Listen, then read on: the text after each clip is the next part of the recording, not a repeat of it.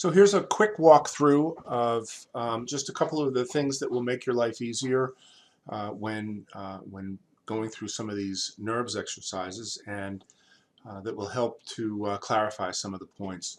So first of all, let's just set things up a little bit. The first thing that I wanted to point out is that two-sided lighting is turned off by default in Maya, and what that means is that your surfaces are only going to be illuminated on the side where the normals are pointing. I think this is a great thing to have in order to see which way your normals are going, but it can really interrupt your workflow when following this particular process. So the first thing I'm going to do is just go through into my my lighting menu here and turn two-sided lighting back on. You can see that now I'm illuminated on the non-normal side. The other thing is that since I am paying attention to where the isoparms are and what the actual structure of my surfaces is, I'm going to turn my grid off. I don't want it to get in my way, and it will interrupt my view of my isoparms. At the same time, I'm going to go into my shading menu and turn wireframe on shaded to on. So now I can see all my isoparms. So the idea here is that I want to connect this cylinder to the plane here, and I have to follow the rules of NURBS. And the rules of NURBS say that they have to be square surfaces. In other words, I cannot have an L-shaped surface. I can't turn the corner like I can with polygons. So I need to break these surfaces up so that they'll attach better. You really have a complete choice as to where you want to make these breakups. You can break them up anywhere you want as long as it makes sense to you.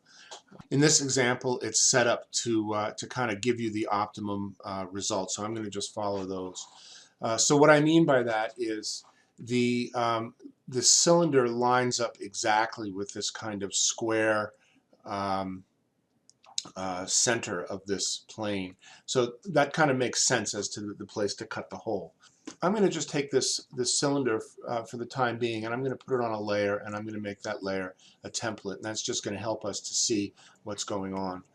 With polygons, I would be able to take these interior faces and just delete them and leave that outer frame intact, but that violates the rules of NURBS. So what I'm going to have to do is take a couple of steps to remove that. So I'll select an isoparm here and detach. I'm going to go to my Edit NURBS, Detach Surfaces, and it's very important to make sure that in the option box this Keep Original is not on. If you have Keep Original on, it's going to detach that, but it's also going to duplicate it and leave the original undetached plane underneath. So you want to make sure that that's turned off. I'll go ahead and detach that, and this then just shows that that's a detached surface. So I'll do the same thing on the other side. Isoparm. Now, detach was the last tool that I used, so I can re-invoke that tool by hitting the G key. So I'll work my way around now, and I'll detach here, and I'll detach here. So now I have this centerpiece isolated, and I'm just going to delete it. So ultimately now we're going to want to reattach or stitch all these edges back together, and as I said before, the rules say that I'm not allowed to attach a surface that has 4 spans to a surface that has 12 spans. So in order to make my future operations easier, or actually valid, I need to go through and detach here and here, and here and here. So what I've got then is 1, 2, 3, 4, 5, 6, 7, 8, 4 by 4. So when I went to detach these surfaces, you notice that in the surface history here, now my minimum max range in U goes from 0.667 to 1, and in V it goes from 0 to 0.333. The reason for this is that in the U direction, this surface originally started over here in this corner, and these isoparms were numbered from 0 to 1. I cut this at the 1/3 mark right here at 8. 1, 2, 3, 4, 5, 6, 7, 8. So 8 out of 12 is 2/3. So that gives me 0.667 here. In the V direction, the original surface started over here on the left and went from left to right, 0 to 1. So that's why this isoparm here is number 0, and then it goes to 0.333. What I ultimately want to do is rebuild this so that this surface now goes from 0 to 1. So I can do that by going to my Edit NURBS, Rebuild Surfaces Options, select Uniform 0 to 1, and then I can keep the number of spans. So rather than change the distribution of isoparms here, I'm just going to keep them at 4 by 4. So I'll apply that. Nothing changes in the surface, but over here you can see that the numerical values have been changed to 0 to 1. Now, I don't have to do these one at a time. I can go ahead and select all of them together and then open up the Rebuild Surfaces options and take care of them all at the same time. So the next thing that I want to do is deal with my cylinder. So let's just untemplate that. And it's fairly obvious right now that there is one isoparm on the perimeter of the cylinder that lines up perfectly with this corner here. In between that isoparm and the next corner, I have 1, 2, 3, 4 spans. So this is a really well set up situation for attaching. So I'm going to go ahead and select these isoparms. 1, 2, I'm picking the ones that line up with the corners. 3, 4, and I'm going to go ahead and detach these. Edit NURBS, Detach. So now I have 4 isoparms here lining up with 4 isoparms here. It doesn't really matter how many I have going vertically. What really matters is the way that the attach edge lines up. So the next part is going to be to try to line these surfaces up more, and what we'll use is the attach tool to get them aligned with each other, and then we'll go ahead and detach them to make sure that they retain their integrity as as individual surfaces.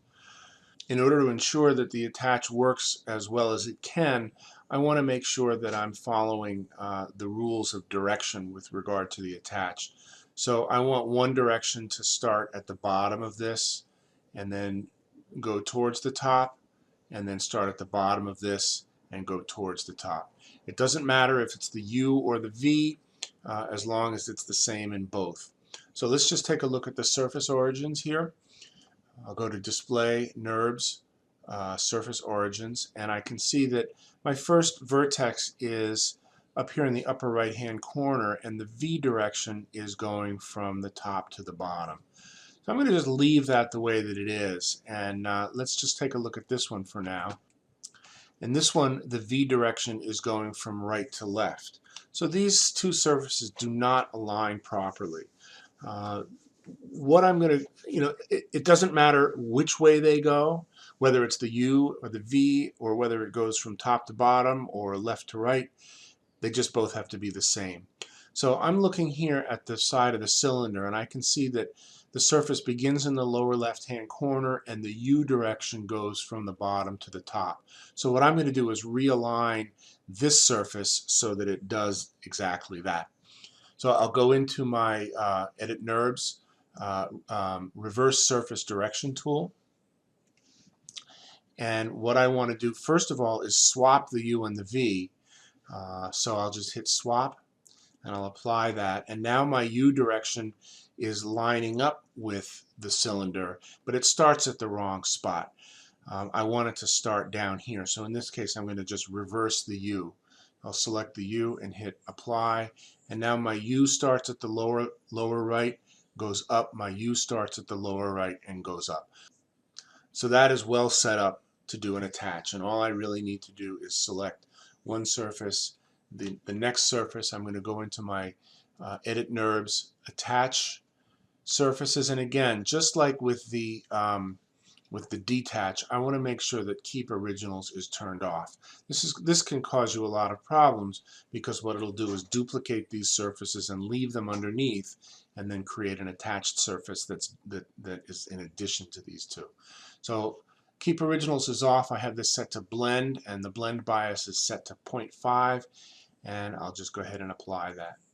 So now I have a nice attached surface here, and my next step then will be to go ahead and detach these, and so I'll detach them right where they were attached. I'll select this isoparm. I know I have 1, 2, 3, 4 sections here, and so that's the place where it was originally broken. So I'll just go ahead and hit the Edit NURBS Detach. Keep Originals is off, and I'll apply that. Finally, I want to look at these two surfaces, and if I look at first of all, there's a lot of construction history here. There's the reverse, the attach, the reverse, and so forth and so on. So I want to get rid of all of that. So I'll go to Edit, Delete by Type History, and all of those inputs go away.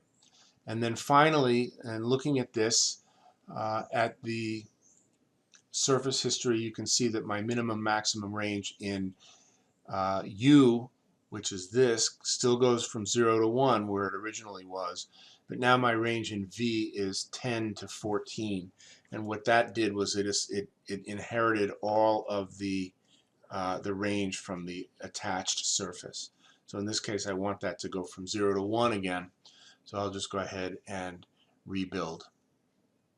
Edit NURBS, rebuild surfaces, uniform, both directions, 0 to 1, and I'll keep the number of spans. And I'll do that for both of these. So the next step then is going to be to do that same process on all 4 of these. We want to align the surfaces in terms of the U and V. We want to attach, then detach, then delete the history, and then rebuild.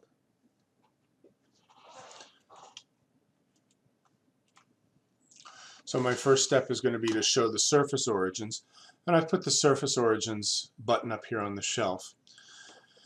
And I'm going to go ahead and follow whatever I've got on this vertical piece. So in this case, I want to swap the U and the V on this lower surface, and then I want to reverse the V. So now they both line up. I can attach,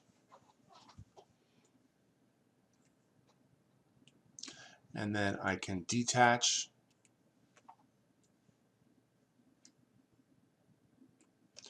and then I can rebuild. Sorry, I'll delete the construction history first. And then I'll go ahead and rebuild. So now I have individual surfaces, both go from 0 to 1.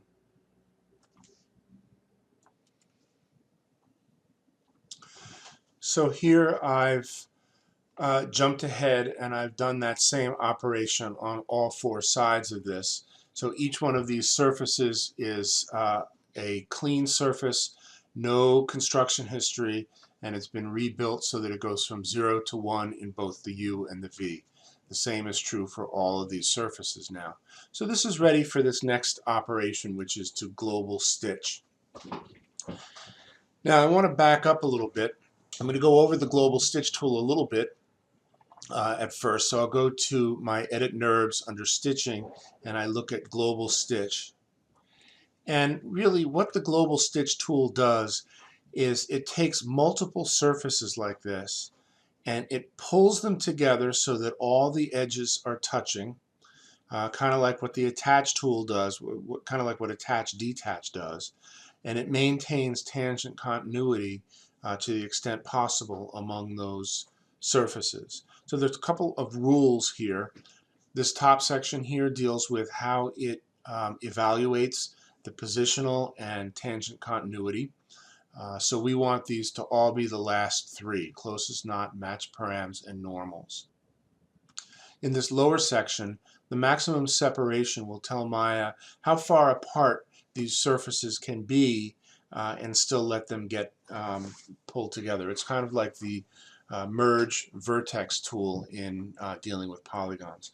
So in this case, we want a gap of this size to be pulled together, but we don't want all of these to be pulled together. So if our max separation has to be a big enough number so that these will pull in, and not so big that we're going to, change the nature of this. The modification resistance deals with how resistant these surfaces are to wrinkling, and I typically like to leave this at a higher number of 10 perhaps. And the sampling density is how many checkpoints along this surface does Maya take a look and determine whether or not we have this tangent continuity. So with this understanding of the way the global stitch tool works, I'm just going to kind of go back and take a look at what we've already done. And what we're really trying to do here is nudge all these surfaces as close together as possible so that the global stitch tool doesn't have to think too much, and it will, so we've got these things all lined up exactly the way that we want them. So based on this exercise, this is probably okay. We can probably do a little bit better, but let's just deal with it the way that it is.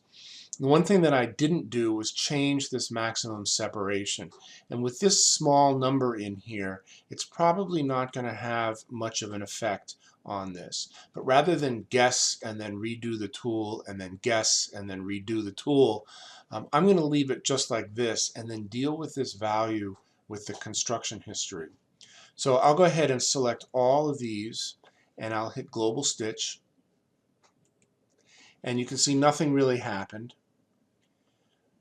But over here, I have all of my stitch history here. It shows all of my input surfaces. I've got 12 surfaces, which means that I've got 8 of these little planes plus 4 of the cylinder pieces. So that's all 12 surfaces here. And then down here, I have all of the global stitch settings. So I can go ahead and just grab this max separation setting and move that up a little bit. I'm going to want to move a little bit slowly. And it's finding, you can see how it finds the optimum number here, which is, in this case, it's 0.207. And you can see that everything's stitched nice and cleanly. So that's really it. The next step that I would take would be to go ahead and edit and delete by type the construction history, and I have my nicely stitched piece. Now it might not happen for you quite so easily. You may find that these gaps are a little bit too big, and you're asking a little bit too much of Maya, and it's not really able to stitch these together very well. So there are a couple of steps that we can take to nudge these surfaces together a little bit better. And so what I'll do here is take a look at the surface origins of these two, and I can see that they start from the right in the V direction and go to the left. So these are fine. What I want to do is line these two cylinder pieces up a little bit better.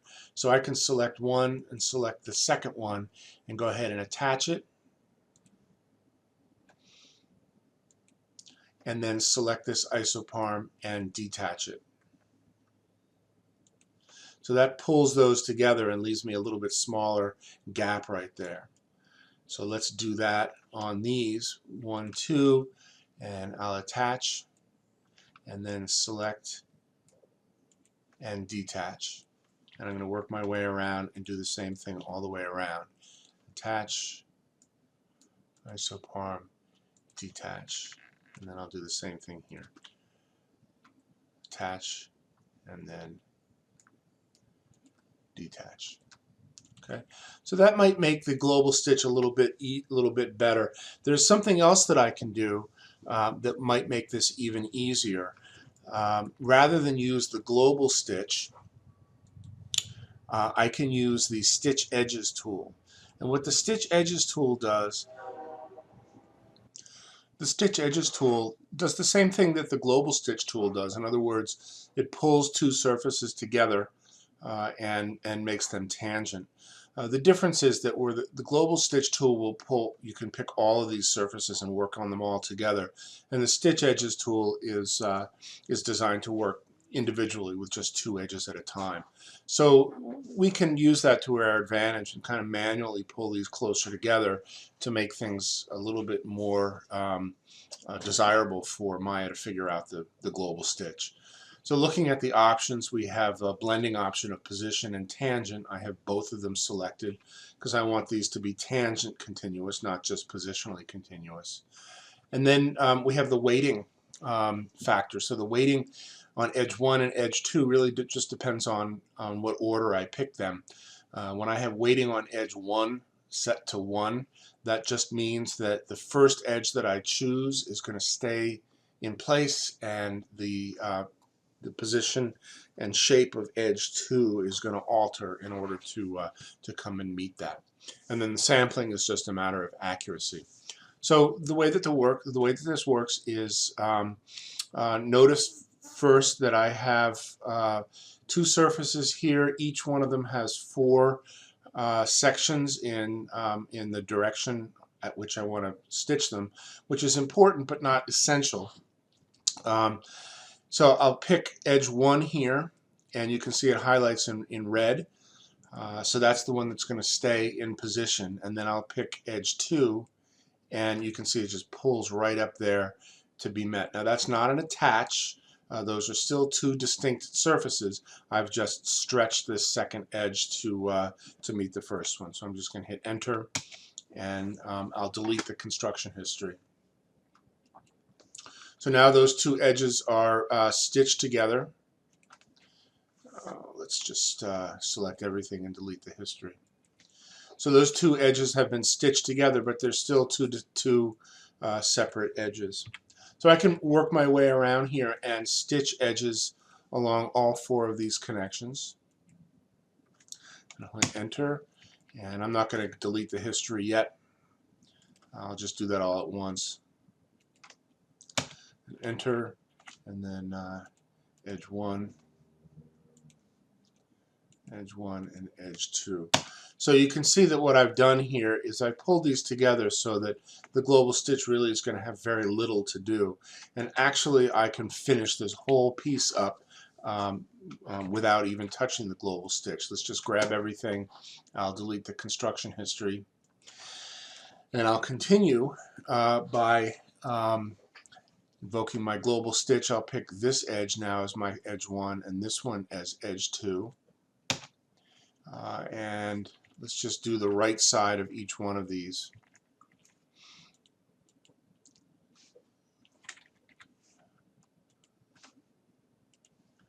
I'll pick edge 1 and edge 2.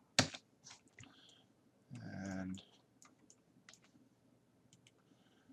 edge 1 and edge 2. So I'm going to work my way around and just do the right side of each one of these. And then I'll select this and delete the construction history. And then I'll go around and do the left side. So I'll pick this one here, 1, 2, and stitch, and work my way around.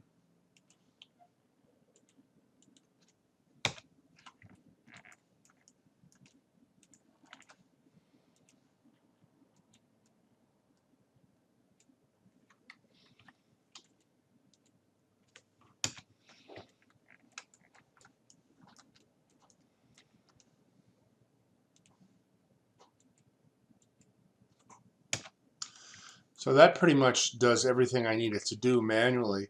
And I can go one more pass. Let's just delete the construction history. And when I stitch like this, it doesn't really have any effect on the construction of these objects. You know, the minimum and maximum range in U and V, and the number of spans in U and V stays the same because I haven't done anything to alter their surface history. I just go through here, and if I want to, I can go right to the global stitch tool.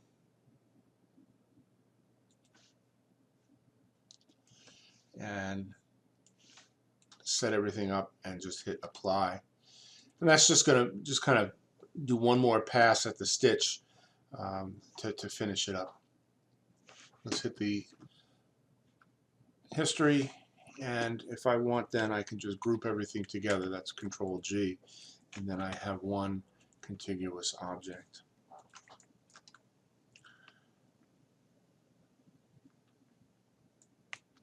So finally, as a last pass, if I want this all to be one object, I can select everything. At this point, I'll turn on the two-sided lighting, turn off the two-sided lighting, so I can see and make sure that all of my normals are facing in the right place. Then I'll just select this, and I'll go to Modify, Convert NURBS to Polygons, and in my conversion, I'm going to select quads, general tessellation method, and then per span number of isoparms, I'll leave that as a 1-to-1. And what that's going to do is convert each one of these surfaces to a separate polygonal surface, and it's going to give me one vertex in the polygon for every vertex in NURBS. It'll give me one edge in polygons for every span in NURBS. So I'll just go ahead and do that. Modify, convert NURBS to polygons, and I'll just move this off to the side. You can see I have my NURBS object and my polygon object. So in the polygon, I'll select everything, and then mesh, combine, and then edit mesh, merge components.